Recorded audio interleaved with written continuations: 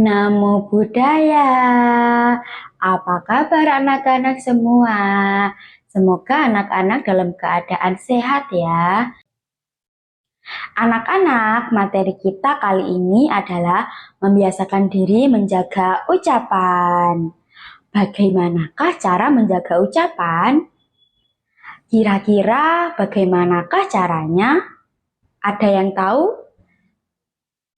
Ayo anak-anak kita mencari tahu dan belajar bersama. Saya Ibu Tri, Namo Buddhaya.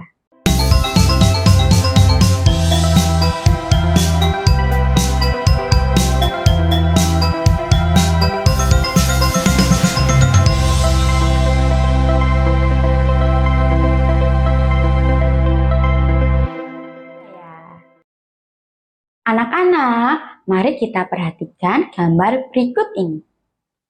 Terlihat ada dua orang anak yang sedang berbicara. Menjaga ucapan itu sangat penting. Hindari ucapan yang tidak baik agar tidak menyakiti hati orang lain. Ucapan yang baik disukai semua orang. Anak-anak, kalian harus membiasakan diri menjaga ucapan. Ucapan yang buruk adalah ucapan yang disampaikan tidak baik. Nah, apa saja ucapan yang tidak benar yang harus kita hindari? Ada 4 ucapan yang tidak benar, yaitu pertama, berdusta. Akibatnya tidak dipercaya orang lain. Kedua, yaitu memfitnah. Akibatnya dijauhi teman-teman kita. Yang ketiga adalah ucapan kasar dan kotor. Akibatnya dituduh yang bukan-bukan. Yang keempat adalah omong kosong. Akibatnya juga tidak akan dipercaya orang lain. Nah, anak-anak, 4 ucapan tidak baik di atas harus dihindari. Oleh karena itu, kalian harus selalu berucap yang baik. Ayo anak-anak, kita sebutkan ucapan yang baik itu seperti apa?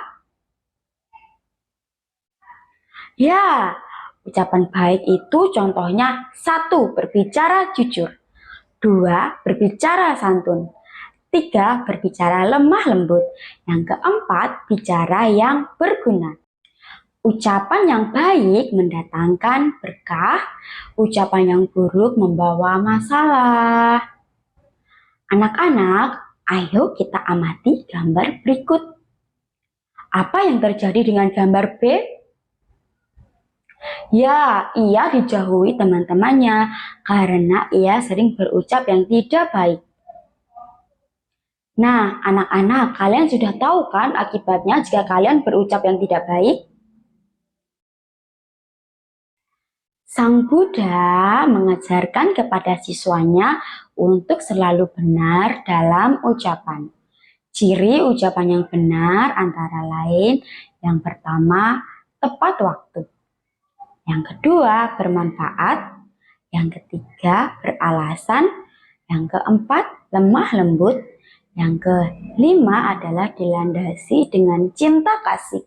Ucapan benar adalah ucapan yang sesuai dengan kenyataan, bukan mengada-ngada, bukan karangan cerita. Nah, anak-anak, selanjutnya mari kita simak kutipan kitab suci berikut ini. Jangan berbicara kasar kepada siapapun, karena akan mendapatkan balasan yang sama. Sungguh menyakitkan ucapan kasar itu, karena akan melukaimu. Dhammapada Dandawaga 9:133. Nah, anak-anak, Ibu ada sedikit cerita menarik, yaitu kura-kura yang bawel. Mari ikuti cerita Kacapa Jataka berikut ini. Mari anak-anak kita simak videonya. Kura-kura yang bawel. Zaman dahulu kala, di sebuah danau di pegunungan, hiduplah kura-kura yang sangat bawel. Siapapun yang ditemuinya akan diajak bicara banyak, panjang, lebar. tanpa jeda dan sering membuat pendengarnya menjadi bosan, terganggu hingga akhirnya jengkel sendiri. Kapan saja dia datang, burung-burung terbang setinggi mungkin. Para kelinci masuk ke lubang mereka dan ikan-ikan bersembunyi di balik batu. Jika tidak, maka mereka akan tertangkap di sana selama berjam-jam, mendengarkan celoteh si kura-kura. Si kura-kura bawel ini sebenarnya cukup kesepian. Saat musim panas, sepasang angsa putih datang ke danau di pegunungan untuk berlibur. Mereka sangat baik hati, membiarkan si kura-kura berbicara kepada mereka sesukanya.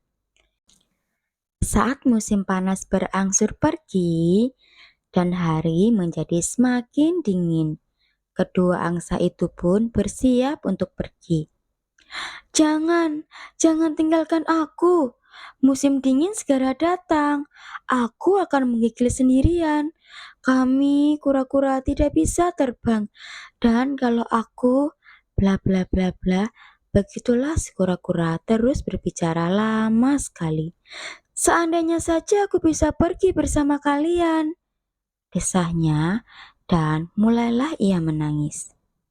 Sepasang angsa itu merasa kasihan kepada si kura-kura.